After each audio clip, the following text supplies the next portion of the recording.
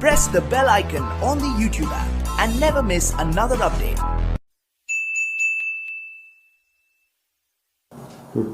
Hi students, welcome to Yash Academy Karad. In this video, I am going to discuss the chemical properties of alcohols and phenols. The properties of organic compounds mainly depends upon the functional group, or in short we can say that the functional group present in organic molecular compound determines the chemical properties. Functional group संदर्भामध्ये 11वीला तुम्ही अभ्यासलेला आहे. It is a part of organic compound and which undergoes chemical change. म्हणजे रासायनिक अभिक्रिया करत असताना त्या रासायनिक अभिक्रियेमध्ये तो भाग घेतो आणि त्यावर त्या मॉलिक्युलच्या प्रॉपर्टीज अवलंबून आहेत. आणि इथं आपल्याला पाहायचं आहे की alcohols and phenols both contain hydroxyl group, that is OH group, as a functional group. But in alcohols, hydroxyl group is bonded to carbon of alkyl group, and in phenols, hydroxyl group is bonded to sp2 hybridized carbon of benzene ring or aromatic ring. म्हणजे हा दोन्ही मधला महत्वाचा फरक इथं आपल्याला पाहायला मिळतो. मग जर तुम्हाला दिलेल्या ऑर्गॅनिक कंपाऊंड मध्ये जर हायड्रॉक्सिल ग्रुप आहे की नाही हे जर पाहायचं असेल किंवा त्याच्या रासायनिक अभिक्रिया जर अभ्यासायच्या असतील तर सर्वप्रथम त्यामध्ये OH ग्रुप आहे की नाही हे तुम्हाला पाहावं लागेल. So in laboratories the presence of OH group in a given compound or alcohols and phenols is identified by using different test. वेगवेगळ्या टेस्ट त्याच्यामध्ये केल्या जातात. त्यामध्ये पहिली टेस्ट असणार आहे ती म्हणजे लिटमस टेस्ट असेल. लिटमस टेस्ट ही तुम्ही अभ्यासलेली असणारी आहे. त्यानंतर reaction with bases, strong, weak या बेस बरोबर त्यांची रासायनिक अभिक्रिया करून ठरवलं जातं त्यामध्ये OH ग्रुप आहे की नाही. किंवा त्याच्या काही कॅरेक्टरिस्टिक टेस्ट असतील फिनॉलच्या किंवा OH ग्रुपच्या ज्या त्या टेस्ट करून पडताळणी केली जाईल. किंवा ल्युकास टेस्ट ही तुम्ही अभ्यासलेली आहे. हॅलोजन डेरिव्हेटिव्ह मध्ये ही रिॲक्शन झालेली आहे. ती टेस्ट म्हणून प्रयोगशाळेमध्ये is use to distinguish between primary, secondary and tertiary alcohols. आता हे अभ्यासायचं जर असेल तर यामध्ये कोणता बॉन्ड ब्रेक व्हायला पाहिजे हे सगळ्यात महत्वाचं असणार आहे. अल्कोहोल्स जे असणारे आहेत रिप्रेझेंटेड ॲज ROH आणि अरोमॅटिक जे फिनॉल जे असणारे आहेत they are represented as AROH.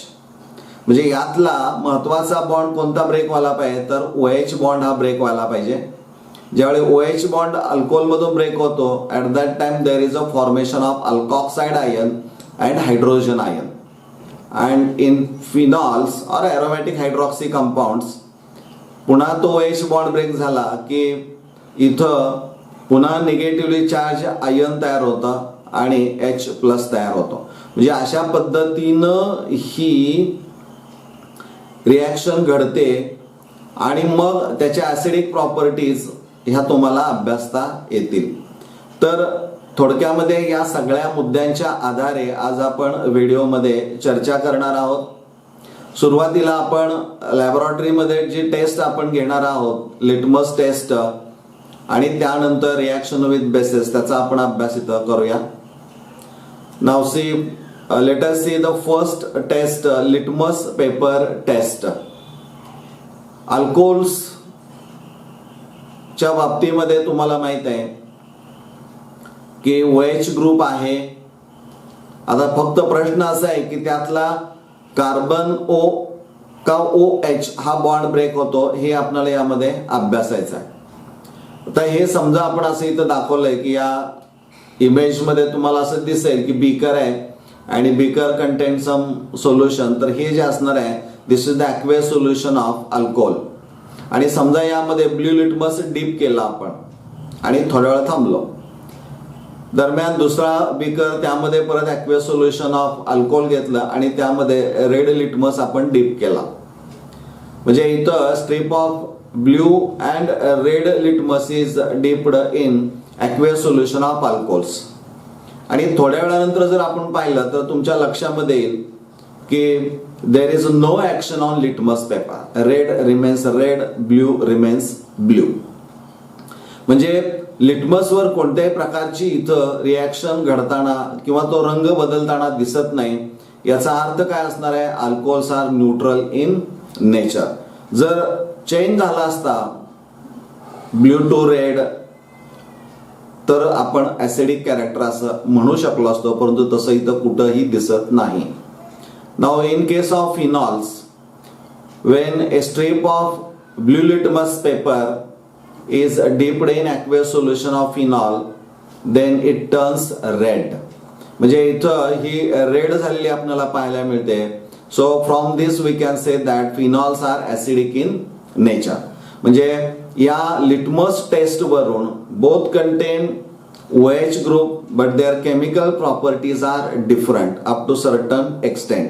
म्हणजे काही सारख्या दिसतील किंवा काही ह्या वेगळ्या तुम्हाला दिसतील. एकसारख्या सर्वच प्रॉपर्टीज असणार नाहीत.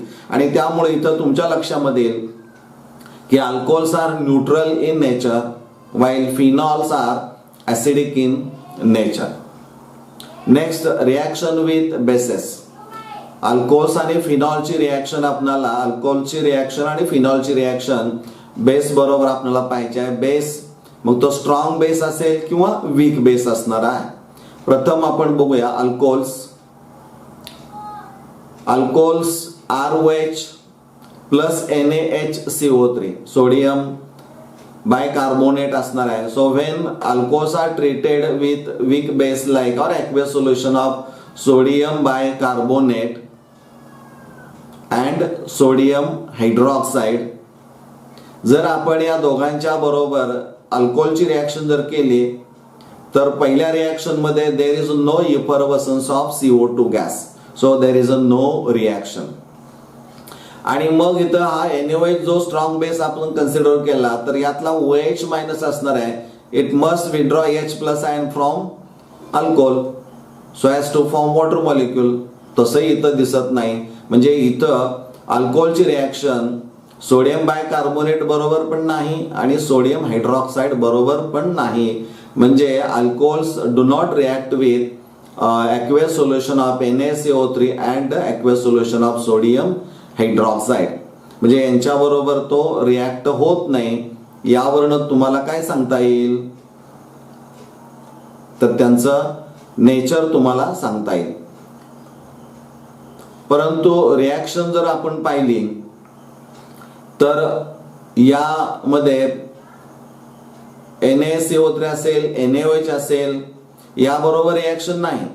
परंतु alcohols react with active metals like sodium असेल पोटॅशियम मॅग्नेशियम याबरोबर तो रिॲक्ट होतो. आणि अल्कोहोलची रिॲक्शन जी असणारी आहे ती इथं आपल्याला पाहायला मिळते, परंतु ती थोडीशी वेगळ्या पद्धतीची आहे. बघा, alcohols react with metallic sodium to form alkoxide sodium alkoxide with liberation of hydrogen. म्हणजे इथं तुमच्या लक्षामध्ये येईल की अल्कोहोल मधला जो H असणार आहे तो इथला रिप्लेस बाय Na. म्हणजे इथं हायड्रोजन हा इव्हॉल्व होतो. So the liberation of hydrogen from this reaction shows that the H atom of OH group in alcohols is acidic in nature. म्हणजे इथं ही रिॲक्शन पाहिल्यानंतर मात्र तुमच्या लक्षामध्ये येईल की इथं कुठंतरी ऍसिडिक नेचर हे आपल्याला त्याचं पाहायला मिळतं. Now will study the reaction of phenols with bases. Phenol when treated with aqueous solution of sodium bicarbonate, there is a no effervescence of CO2 gas, means there is a no reaction. Sodium bicarbonate is a weak base, so phenol does not react with NaHCO3 solution. याबरोबर त्याची reaction घडत नाही. म्हणजे याचा अर्थ phenols does not decompose carbonate म्हणजे sodium carbonate असेल as well as hydrogen carbonates like NaCO3, which indicates that phenols are weaker acids. कारण इथं हे जर वीक असतील तर त्याही यांच्यावर रिॲक्शन होत नाही, तर याचा अर्थ यापेक्षाही त्याचा ऍसिडिक कॅरेक्टर खूप वीक असणार आहे. आणि इथं महत्वाचं आहे पहा, weak acids do not react with weak bases. म्हणजे weak acids do not react with weak bases, यासाठी इथं स्ट्रॉंग बेसची आवश्यकता असणारी आहे. So reaction of phenols with sodium hydroxide ही रिॲक्शन देखील तुम्ही अभ्यासलेली आहे. When phenol is treated with aqueous solution of sodium hydroxide, sodium phenoxide is formed which is soluble in water, and this on acidification with dilute acids gives free acid. म्हणजे पुन्हा पहिल्यांदा phenol वापरला, त्याची reaction sodium hydroxide बरोबर केली, पुन्हा त्याचा salt तयार झाला. This is the sodium salt of phenol called sodium phenoxide. आणि याचं जर आपण ऍसिडिफिकेशन केलं तर यापासून पुन्हा फिनॉल हा तयार झालेला आपल्याला पाहायला मिळतो. So it is reprecipitated by adding dilute sulphuric acid. म्हणजे इथं ही रिॲक्शन घडते, याचा अर्थ with NaOH phenols form water soluble sodium phenoxide and on acidification gives free phenol. म्हणजे याचा अर्थ H हा यातला रिॲक्ट होत असला पाहिजे असं आपल्याला सांगता येईल. फिनॉलच्या बाबतीमध्ये कॅरेक्टरिस्टिक एक टेस्ट आहे, ती distinction between alcohols and phenols साठी बऱ्याच वेळा वापरामध्ये येते. इथं ही टेस्ट कॅरी आउट करण्यासाठी तुम्हाला freshly prepared neutral aqueous FeCl3 solution वापरावं लागतं आणि जो फिनॉल दिला असेल त्याचं ॲक्वेस सोल्युशन वापरायचं. म्हणजे इथं पहिल्यांदा तुम्हाला काय करावं लागेल, first you have to prepare the aqueous solution of given phenol and then you have to prepare ferric chloride solution which is neutral in nature. आणि मग aqueous solution of phenol reacts with freshly prepared ferric chloride solution to give a colored complex of ferric phenoxide. म्हणजे इथं जर आपण freshly prepared ferric chloride जर आपण aqueous solution of phenol मध्ये जर टाकलं तर तिथं वेगवेगळे रंग असणारं कॉम्प्लेक्स हे आपल्याला पाहायला मिळतं. This is a chemical reaction taking place.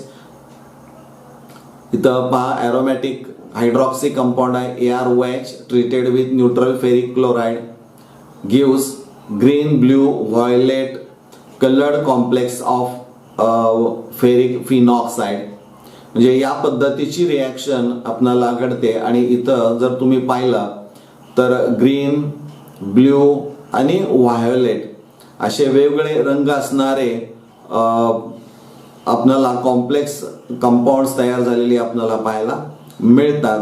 म्हणजे this is the characteristic test for phenols. This colour depends upon the nature of the phenol.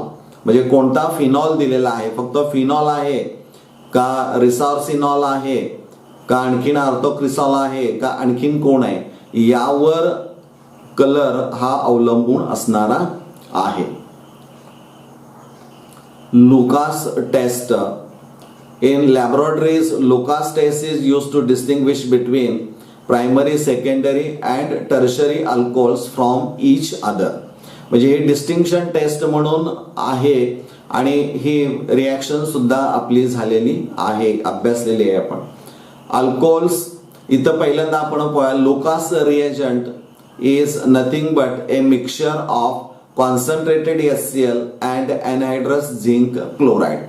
म्हणजे कॉन्सन्ट्रेटेड HCl आणि एनहायड्रस झिंक क्लोराईडचं जे मिक्सचर असणार आहे त्याला लुकास रिएजंट असं म्हटलेलं आहे. आणि मग Wien alcohols treated with Lucas reagent give alkyl chlorides.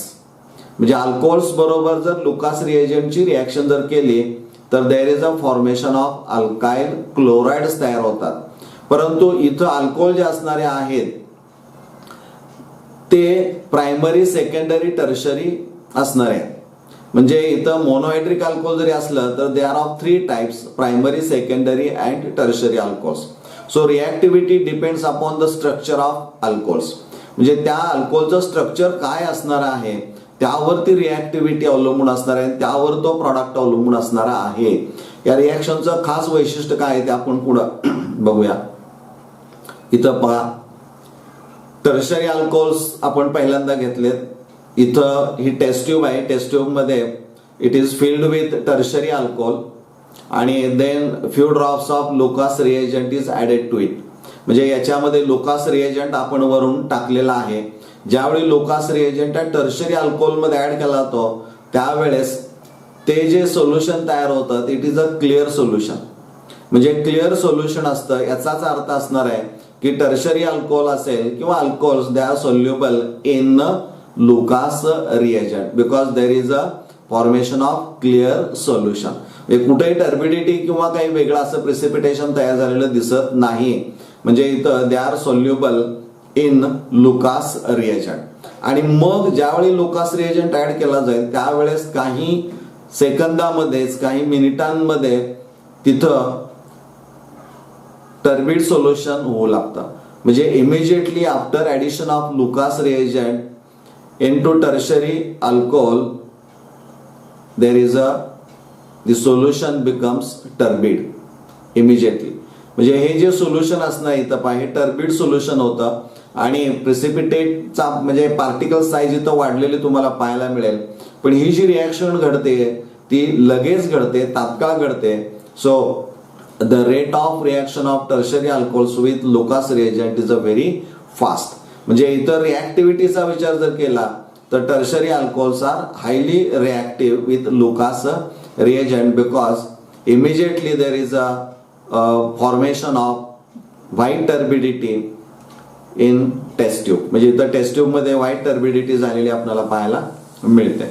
So alkyl chlorides are insoluble in Lucas reagent. म्हणजे जर ते विरघळणारे अल्काइल क्लोराइड असतील तर मग मात्र इथं तुम्हाला क्लिअर सोल्युशन दिसलं असतं. परंतु देर is a formation of turbidity which indicates that the alkyl chlorides the products so form insoluble in Lucas reagent.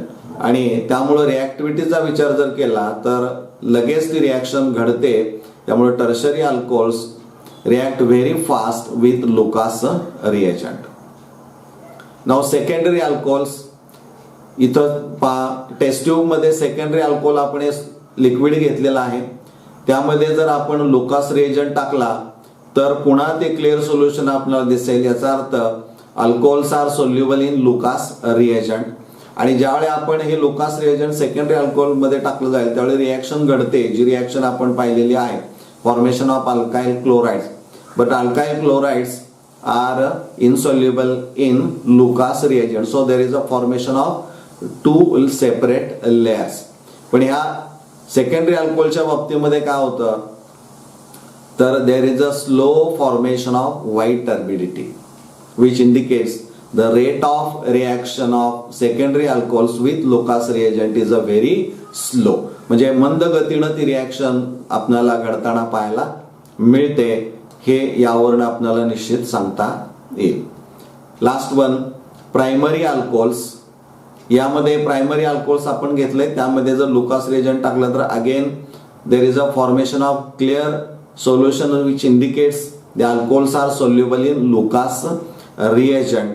But in this case after addition of Lucas reagent there is no formation of white turbidity. It requires heating, prolong heating. म्हणजे दीर्घकाळ heating जर केलं तर आणि तरच तिथं turbid solution झालेलं आपल्याला पाहायला मिळतं, अन्यथा ते पाहायला मिळत नाही. So in case of primary alcohols prolong heating is necessary which indicates that the rate of reaction of primary alcohols with Lucas reagent is a extremely slow. खूप मंद गतीनं जाणारी रिॲक्शन असणारी आहे. म्हणजे या पद्धतीनं आपण प्रायमरी, सेकंडरी, टर्शरी अल्कोहोलचं डिस्टिंग्विश करू शकतो. Can you tell why are alcohols neutral in nature? Acidic character of alcohols. म्हणजे बऱ्याच वेळा प्रश्न विचारला जातो की alcohols are neutral in nature, why? किंवा गिव्ह रिझन. या पाठीमागचं नेमकं कारण काय असणार आहे? स्ट्रक्चर तर तुम्हाला माहित. म्हणजे एखाद्या च्या बाबतीमध्ये असा प्रश्न विचारला असेल तर पहिल्यांदा त्याचं स्ट्रक्चर तुम्हाला माहित असणं आवश्यक असणार आहे, की ज्याचा अभ्यास यापूर्वी झालेला आहे. Why are alcohols neutral in nature? This is the structure of alcohols, ROH. आता हे जर पाहिलं तर तुमच्या लक्षात येईल की oxygen has 2 lone pair of electrons आणि it is bonded to alkyl group and hydrogen atom. आणि मग इथं जो अल्काइल ग्रुप असणार आहे it acts as a electron releasing or electron donating group and exhibits positive inductive effect. म्हणजे alkyl group जिथं इथं तुम्हाला पाहायला मिळेल तो इलेक्ट्रॉन रिलीजिंग ग्रुप म्हणून असणार आहे, which exhibit positive inductive effect आपल्याला पाहायला मिळतो. म्हणजे इथं काय होतं तर अल्कोहोल काय करतो, इट रिलीजेस इलेक्ट्रॉन्स किंवा it gives electrons to oxygen. मग ऑक्सिजनकडे ऑलरेडी देर आर 2 अनयुज्ड और अनशेअर्ड और 2 lone pair of electrons are available, तिथं आहेतच. आणि पुन्हा आणखीन इलेक्ट्रॉन रिलीजिंग ग्रुप असल्यामुळे it increases the electron density at oxygen atom. म्हणजे तिथं तो काय करतो, ऑक्सिजन ॲटमकडे इलेक्ट्रॉनची घनता वाढवतो. इतकी वाढलेली असते घनता की त्यामुळं oxygen which acts as a electronegative element has a tendency to pull electrons towards itself in a compound. ही टेंडन्सीच कमी होते कारण त्याच्याकडं इलेक्ट्रॉनची संख्या जास्त वाढली असल्यामुळं त्याला गरज भासत नाही. आणि त्यामुळं अल्कोहोलच्या बाबतीमध्ये हा ऑक्सिजन जो असणार आहे याच्या बाबतीमध्ये काय होतं पहा, as a result oxygen atom has a lesser tendency to pull the electrons from hydrogen. कारण मुळातच इलेक्ट्रॉनची घनता जास्त असल्यामुळं हायड्रोजन कडून जी इलेक्ट्रॉन पेअर दोघांच्या मध्ये वापरात आलेली ती घेण्याची आवश्यकता त्याला भासत नाही. आणि याचा अर्थ असा असणार आहे की हा जो हायड्रोजन असणार आहे this hydrogen is strongly or firmly bound to oxygen atom, and due to increase in electron density at oxygen atom the OH bond, the polarity of OH bond decreases, ते कमी होते. आणि त्यामुळं या दोघांच्या मधला बंध जो असणार आहे OH bond becomes very strong bond आणि तो सहजासहजी ब्रेक केला जाणार नाही. So it is difficult to break this OH bond. आणि जर तो डिफिकल्ट असेल तर there is a no formation of H+ ion. म्हणजे अल्कॉक्साइड आयन आणि H+ आयन हे तयारच होऊ शकत नाही. म्हणजे याचा अर्थ अल्कोहोल्स बिहेव ॲज न्यूट्रल. म्हणजे ते न्यूट्रल कॅरेक्टर दाखवण्याच्या पाठीमागं ही सगळी कारणं ही तुम्हाला माहित असायला पाहिजे. त्याचं आयोनायझेशन आपण पाहूया. Ionization of alcohol in water is represented as equilibria is established between this two. इथं रिॲक्टंट्स आणि प्रॉडक्ट्स तुम्हाला पाहायला मिळतात. इथं तुमच्या लक्षात येईल की अल्कोहोल्स इन वॉटर मॉलिक्यूल किंवा in aqueous solution it establishes an equilibrium between alkoxide ion and hydronium ion. The chemical nature or behavior of hydronium ion is similar to that of H+ ion. H+ आयनच्या भोवती पाण्याचे molecules जमा झालेले आहेत हे फक्त तुम्हाला सांगता येईल. हायड्रेशन झालेलं आहे त्यामुळे H+ or H3O+. मग इथं तुमच्या लक्षात येईल की दिस इज द अल्कॉक्साइड आयन. हा जो अल्कॉक्साइड असणारा आहे त्याला कॉन्जुगेट बेस ऑफ अल्कोहोल असं म्हटलं जातं. This is the conjugate base of ROH. बघा अल्कॉक्साइड आयनला कॉन्जुगेट बेस ऑफ ROH असं म्हटलं जातं. म्हणजे हा जर कॉन्जुगेट बेस यापासून तयार झाला असेल तर याचा ऍसिडिक कॅरेक्टर कुठंतरी तुम्हाला दिसायला पाहिजे. म्हणजे इथं एकीकडं alkyl group electron releasing group आहे, increases electron density at oxygen atom. परंतु तुमच्या लक्षामध्ये येईल की ऑक्सिजन हा फक्त या अल्कॉक्साइड आयन मध्ये it is bonded to carbon of alkyl group. त्यामुळे याकडे इलेक्ट्रॉन जे वाढलेले आहेत ते कुठंही या अल्काइल ग्रुपकडे तर देऊ शकत नाही, कारण अल्काइल ग्रुपच इलेक्ट्रॉन रिलीजिंग असणार आहे. त्यामुळे अल्काइल म्हणजे इन अल्कॉक्साइड और in alcohol there is a no resonance. म्हणजे इथं रेझोनन्स आपल्याला पाहायला मिळत नाही, इलेक्ट्रॉनचं डिस्ट्रीब्युशन होताना दिसत नाही. आणि त्यामुळं जर तिथं नो रेझोनन्स असेल तर होतं काय, there is a no delocalisation of negative charge. म्हणजे हा जो निगेटिव्ह चार्ज असणार आहे याचं डिलोकलायझेशन हे असं कार्बनकडे इकडं कुठं गेलेलं आपल्याला पाहायला मिळत नाही. ते फक्त ऑक्सिजन ॲटमवरच इलेक्ट्रॉन्स आपल्याला दिसत आहेत. त्यामुळं तिथं अल्कॉक्साइड आयनची रेझोनेटिंग स्ट्रक्चर्स हे आपल्याला काढता येत नाहीत. आणि म्हणजे in alcohol there is a no resonance, no delocalisation of negative charge. आणि त्यामुळं अल्काइल ग्रुप जो असणार आहे which destabilises the alkoxide ion. आणि त्यामुळं alcohols does not ionise in aqueous solution. म्हणजे त्यामुळं आपल्याला सांगता येईल की अल्कोहोल बिहेव्स ॲज न्यूट्रल. हे या रिॲक्शनच्या आधारे आपल्याला सांगता येईल. त्याच पद्धतीनं आणखीन एक प्रश्न विचारला जाऊ शकतो की why are phenols more acidic than alcohols. Can you tell, तुम्ही सांगू शकताय किंवा तुम्हाला काही सांगता येईल याबद्दल, आतापर्यंत झाले त्यावरून सांगता येईल का की why are phenols more acidic than alcohols. म्हणजे ॲसिडिक कॅरेक्टर हे आपल्याला एक्सप्लेन करावं लागणार आहे. फिनॉलचं अल्कोहोलचं ऑलरेडी झालेलं आहे. This is the structure of phenol. हे स्ट्रक्चर पहा, इथं तुम्हाला माहित आहे की hydroxyl group in phenols OH is bonded to aromatic ring, that is the benzene ring. आणि इथं in this case benzene ring जी असणारी आहे it acts as a electron, काय करते, विथड्रॉ करते. पहा arrow head indicates the direction in which electrons are drawn. कुठल्या दिशेनं ते इलेक्ट्रॉन खेचून घेतले जात आहेत ती दिशा तिथं दाखवण्याचा किंवा त्या दिशेला ते हेड दाखवलं जातं किंवा टोक दाखवलं जातं. इथं पहा, म्हणजे इकडं काय केलं जातं, बेन्झीन रिंग जे असणारे आहे ते it is a electron withdrawing group. तो इलेक्ट्रॉन खेचून घेणार आहे. So it withdraws electrons away from oxygen atom. Oxygen कडून तो खेचून घेतो. म्हणजे it decreases the electron density at oxygen atom. म्हणजे त्याकडं इलेक्ट्रॉनची घनता कमी होते. आणि मग घनता कमी झाली म्हटलं की ऑक्सिजन काय करतो, it is a electron negative item.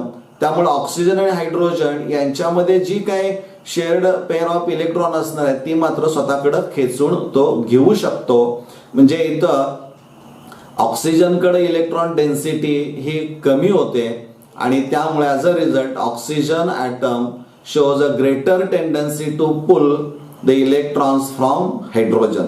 ते इलेक्ट्रॉन खेचून घेण्याची ताकद त्याकडे जास्त वाढलेली आपल्याला पाहायला मिळते. आणि त्यामुळं होतं काय, it increases the polarity of OH bond. आणि OH बॉन्डची पोलॅरिटी ही वाढली की hydrogen atom is not firmly bonded to the oxygen atom. म्हणजे इथं दोघांच्या मधला बॉन्ड हा काय होतो, वीक झालेला आपल्याला पाहायला मिळतो. त्यामुळं breaking of OH bond becomes easier याच्यामध्ये. आणि हा बॉन्ड ब्रेक झाला की there is a formation of H+ ion. म्हणजे इथं त्याचं आयनीभवन जर झालं तर इट शोज ॲसिडिक कॅरेक्टर. म्हणजे ते ॲसिडिक कॅरेक्टर आपल्याला पाहायला मिळतं. आता similar to ionisation of alcohols will study the ionisation of phenol in water. म्हणजे इथं phenol in aqueous solution establishes this equilibrium. Phenol plus water is in equilibrium with phenoxide ion and hydronium ion. This is phenoxide ion, this is conjugate base of phenol. हा जो phenoxide ion असणार आहे, it is a conjugate base of phenol असणारा आहे. मग इथं जो conjugate base phenol पासून तयार झालेला जो असणारा आहे ते तुम्हाला माहित आहे की there is a resonance. म्हणजे हे जे इलेक्ट्रॉन्स असणारे आहेत ते काय केले जातात, संपूर्ण या बेन्झीन रिंग वरून फिरवले जातात. त्यामुळं देर इज अ रेझोनन्स म्हणजे रिडिस्ट्रीब्युशन ऑफ इलेक्ट्रॉन्स तिथं आपल्याला पाहायला मिळतं. Phenoxide ion is stabilised by delocalisation of negative charge. हा जो वाढलेला निगेटिव्ह चार्ज असणार आहे तो या बेन्झीन रिंग वरून फिरवला जातो. त्यामुळे in aqueous medium phenol ionises to a moderate extent and shows weak acidic character. म्हणजे थोड्याशा प्रमाणामध्ये का होईना त्याचं आयनीभवन होतं आणि तो ॲसिडिक कॅरेक्टर हा दाखवतो. रेझोनन्स स्टॅबिलायझेशन ऑफ फिनॉल म्हणजे हे रेझोनन्स स्टॅबिलायझेशन पहा, हे फिनॉक्साइड आयन आहे. यातली ही जी इलेक्ट्रॉन पेअर असणारी आहे ती इकडं बेन्झीन रिंग कडे दिली जाईल. So there is a formation of double bond. पण ज्यावेळी ही इलेक्ट्रॉन पेअर या कार्बन आणि ऑक्सिजनच्या मध्ये वापरात येते त्यावेळी डबल बॉन्ड तयार होतो, परंतु ऑक्सिजनवर पॉझिटिव्ह चार्ज येत नाही. पुन्हा ही इलेक्ट्रॉन पेअर जे असणार आहे पाय बॉन्ड चे पाय इलेक्ट्रॉन जे असणार आहेत ते इकडं पुढं शिफ्ट केले जातात आणि पुढचं स्ट्रक्चर पहा, इथं ही इलेक्ट्रॉन पेअर आलेली आपल्याला पाहायला मिळते. पुढच्या वेळेस काय ही इलेक्ट्रॉन पेअर पुढे दिली जाईल आणि pi electrons of pi bond are shifted to next carbon atom. म्हणजे ती इलेक्ट्रॉन पेअर इथं आपल्याला पॅरा पोझिशनला आलेली पाहायला मिळेल. पुन्हा पॅरा पोझिशन कडून ही इलेक्ट्रॉन पेअर इकडे शिफ्ट होईल आणि pi electrons of pi bond shifted to next carbon atom इकडे जाईल. त्यामुळं इथं या पोझिशनला परत पुढच्या स्ट्रक्चरमध्ये ती इलेक्ट्रॉन पेअर आलेली आपल्याला पाहायला मिळेल. पुन्हा ही इलेक्ट्रॉन पेअर काय होईल इकडे शिफ्ट होईल म्हणजे या दोघांच्या मध्ये डबल बॉन्ड तयार होईल आणि हा डबल बॉन्ड जो तयार झालेला आहे पूर्वी ती एक इलेक्ट्रॉन पेअर पुन्हा ऑक्सिजनकडे शिफ्ट केली जाईल. म्हणजे पुन्हा ती ऑक्सिजनकडे गेली. त्यामुळं फिनॉक्साइड आयन ज्यावेळी तयार होतं त्यावेळेस वाढलेल्या निगेटिव्ह चार्जचं डिलोकलायझेशन या बेन्झीन रिंग वरून झालेलं आपल्याला पाहायला मिळतं आणि त्यामुळं त्याचं काही प्रमाणामध्ये का होईना आयनीभवन पाण्यामध्ये होतं. त्यामुळे it shows weaker acidic character. हे पहा, arrange the following alcohols in decreasing order of there acid strength. हा फार महत्वाचा आहे. यावर प्रश्न सर्व परीक्षांमधून विचारले जातात. त्यामुळे तुमच्या माहितीसाठी म्हणून हा पाठ घेतलेला आहे. This is the structure of CH3CH2OH ethyl alcohol. This is tertiary butyl alcohol second structure and third structure is a propane 2 oil isopropyl alcohol. ही तीन स्ट्रक्चर्स तुमच्या समोर दिलेले आहेत. या तीन स्ट्रक्चर मध्ये त्याने म्हटले arrange the following alcohols in decreasing order of their acid strength. Acid strength ही जी असणारी आहे ती या दिलेल्या स्ट्रक्चर मधले OH बॉन्ड कुणाचा वीक आहे. जर स्ट्रॉंग असेल तर there is no formation of H+ ion, there is no ionization. म्हणजे इथं तुमच्या लक्षामध्ये येईल आतापर्यंतच्या एक्सप्लेनेशन वरून की इथं कुणामध्ये बॉन्ड OH हा वीक असणारा आहे आणि कुणामध्ये तो स्ट्रॉंग असणारा आहे. आपण पाहिलंय की अल्काइल ग्रुप जर असेल तर alkyl group acts as a electron releasing or electron donating group. हा इलेक्ट्रॉन देणारा ग्रुप असणार आहे आणि त्यामुळं या कार्बनकडे इलेक्ट्रॉनची घनता वाढेल. तो पुढे काय करेल ऑक्सिजनला जोडले असल्यामुळे ऑक्सिजन काय करेल कडं किंवा ऑक्सिजनकडे ती इलेक्ट्रॉन डेन्सिटी शिफ्ट केली जाईल. त्यामुळे electron releasing group increases the electron density at oxygen atom. इथं एकच मिथाइल ग्रुप आहे बरोबर आहे. आता इथं पाया स्ट्रक्चर मध्ये सेकंड स्ट्रक्चर मध्ये in second structure there are 3 methyl groups. So all the 3 methyl groups are electron releasing. त्यामुळं याकडं प्रचंड इलेक्ट्रॉन घनता वाढली असेल आणि तीच पुढं कोणाकडे शिफ्ट केली जाईल ऑक्सिजनकडे शिफ्ट केली जाईल. त्यामुळे या ऑक्सिजनकडे सर्वात जास्त इलेक्ट्रॉन डेन्सिटी असणारी आहे. पुढं थर्ड स्ट्रक्चर मध्ये देर आर 2 मिथाइल ग्रुप्स. हे पॉझिटिव्ह इंडक्टिव्ह इफेक्ट दाखवतात आणि त्यामुळं पुन्हा ती इलेक्ट्रॉन डेन्सिटी ऑक्सिजन ॲटमकडे शिफ्ट झालेली आपल्याला पाहायला मिळते. म्हणजे हे 3 स्ट्रक्चर्स आणि त्यामध्ये असणाऱ्या अल्काइल ग्रुपची संख्या यावरनं तुम्हाला ऍसिडिक स्ट्रेंथ ही अल्कोहोलची तुम्हाला डिक्रीजिंग ऑर्डर मध्ये कशी असेल ती सांगता यायला पाहिजे. इथं it increases electron density oxygen. So it decreases the polarity of OH bond. The breaking of OH bond becomes difficult. So the presence of alkyl group in alcohols lowers the acidic strength of alcohol. This sentence is very important. The presence of alkyl group in alcohols lower the acidic strength of alcohols. मग इथं सगळ्यात alkyl ग्रुपची संख्या structure second मध्ये पाहायला मिळते. त्यामुळे structure second आणि one कमी आणि जास्त आपण तुलना केली तर वन स्ट्रक्चर जे असणार आहे in structure one the OH bond is the weakest bond. त्यामुळे हा वीक बॉन्ड असल्यामुळे तो लगेच H+ फ्री करू शकतो आणि strongest OH bond is observed in structure 2 आणि मीडियम जो असणार आहे तो या थर्ड मध्ये असणार आहे. So acidic strength decreases from इथं प्रायमरी आपण म्हणूया किंवा इथाइल अल्कोहोल म्हणूया, then isopropyl alcohol and then tertiary butyl alcohol. म्हणजे टर्शरी ब्युटाइल अल्कोहोल मध्ये OH bond is a very strong bond but COH bond is a weak bond आणि त्यामुळं इथं वेगळ्या टाईपची रिॲक्शन ही घडताना आपल्याला पाहायला मिळते. Effect of substituents on the acidity of phenols हाही पार्ट महत्वाचा आहे, यावरही प्रश्न असतात. फिनॉलचं स्ट्रक्चर आपण पाहूया. इफेक्ट ऑफ सबस्टिट्युएंट्स म्हणजे फिनॉल हा मोनो सबस्टिट्युएटेड बेन्झिन आहे. इथं या बेन्झिन रिंगला जर काही एखादा सबस्टिट्युएंट असेल मग तो इलेक्ट्रॉन देणारा असेल किंवा इलेक्ट्रॉन बेन्झिन रिंग कडून घेणारा असेल त्यावर फिनॉलची ऍसिडिटी कमी का जास्त हे आपल्याला एक्सप्लेन करायचं आहे. हे दोन स्ट्रक्चर तुमच्या समोर आहेत. पहिल्या स्ट्रक्चर मध्ये आपण बघूया electron withdrawing group. If electron withdrawing group is attached to a benzene ring तर त्यावेळी तो काय करेल इलेक्ट्रॉन खेचून घेईल आणि त्यामुळं ऍसिडिक स्ट्रेंथ वाढेल. म्हणजे बेन्झिन रिंगला जर इलेक्ट्रॉन विथड्रॉइंग ग्रुप जर जोडला असेल तर ऑक्सिजन ॲटम कडे असणारी इलेक्ट्रॉन डेन्सिटी ती कमी केली जाते कारण इलेक्ट्रॉन्स खेचून घेतले जातात. त्यामुळे OH बॉन्ड जो असणारा आहे तो वीक होतो आणि H यापासून लगे फ्री होतो. हे सगळ्यात महत्वाचं.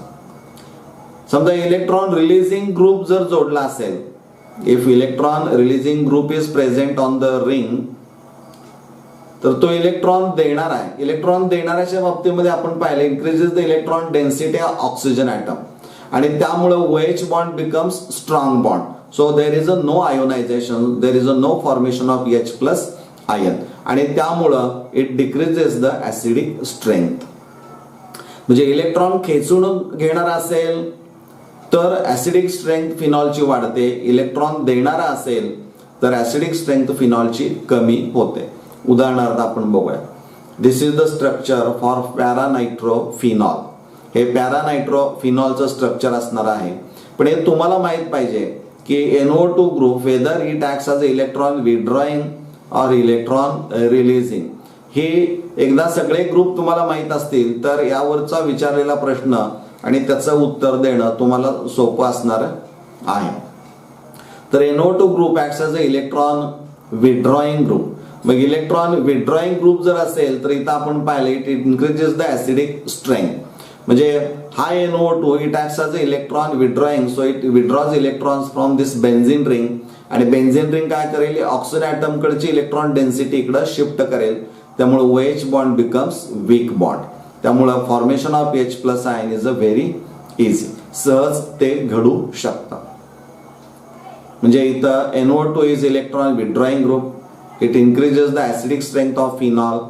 फॉर एक्झाम्पल असे कोणते ग्रुप आहेत की which increases the acidic strength of phenol. तर for example in place of NO2 you can write CN किंवा use and in place of NO2 you can use halogens.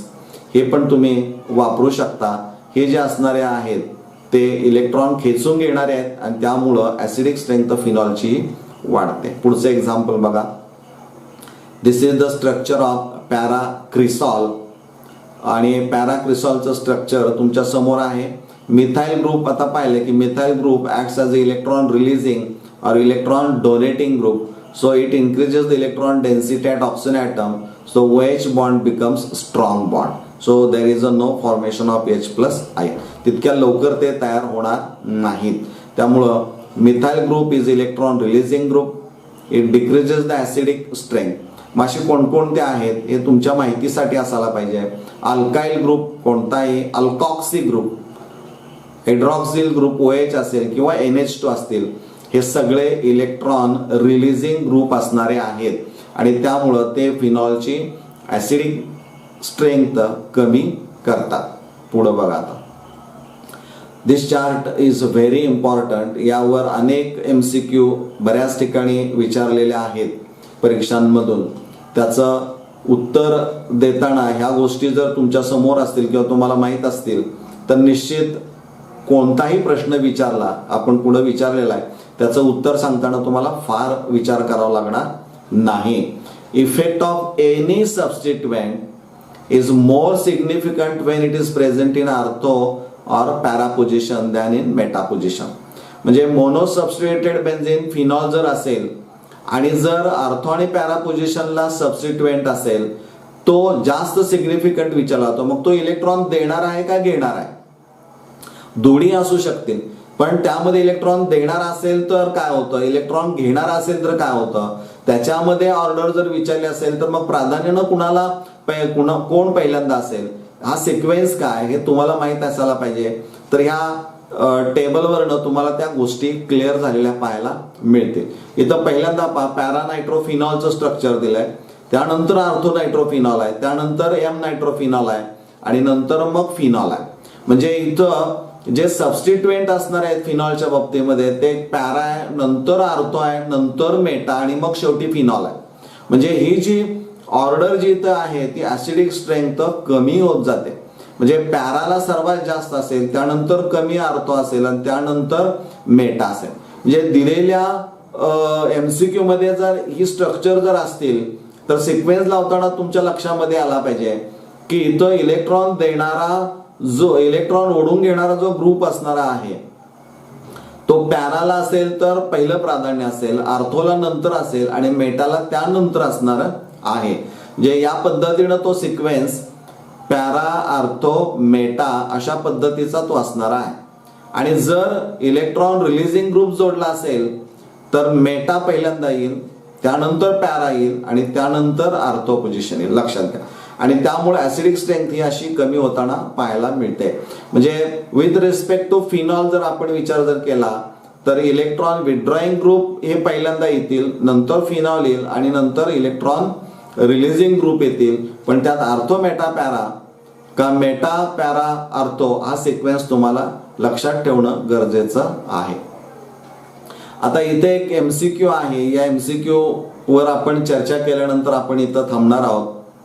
हा प्रश्न विचारलेला आहे नीट एक्झामिनेशनला. Select the correct order of decreasing acid strength of the following compounds. हे तुम्हाला एकूण 5 structures दिलेले आहेत पहा आणि या 5 स्ट्रक्चर मध्ये फिनॉल आहे आणि तिथं पुढं सगळे त्याचे सबस्टिट्युएंट्स त्या बेन्झीन रिंगला जोडलेले दिलेले आहेत आणि इथं 4 ऑप्शन्स आहेत. ही 4 ऑप्शन्स कडे जाण्यापूर्वी तुमच्या पटकन लक्षात यायला पाहिजे की इलेक्ट्रॉन विड्रॉइंग ग्रुप कोणता आहे आणि इलेक्ट्रॉन रिलीजिंग ग्रुप कोणता असणार आहे. मग पॅरा आहे, आर्थो का मेटा, का मेटा का पॅरा का आर्थो, हा सिक्वेन्स लक्षात जर ठेवला तर ती पटपट तुम्ही लिहून काढू शकता आणि त्याप्रमाणे ती डिक्रीजिंग ऍसिड स्ट्रेंथ तुम्हाला सांगता येईल. हा प्रयत्न तुम्ही करायचा आहे. याचं उत्तर जरी मी आता द्यायचं म्हटलं देऊ शकतो, परंतु तुम्ही त्याचा विचार करा, त्याप्रमाणे काय त्याचा पर्याय असणार आहे, correct answer you have to find out. तो प्रयत्न करा. अशा पद्धतीचे प्रश्न जर तुम्ही पाहिले तर परीक्षेमध्ये तुम्हाला फार अडचण येणार नाही.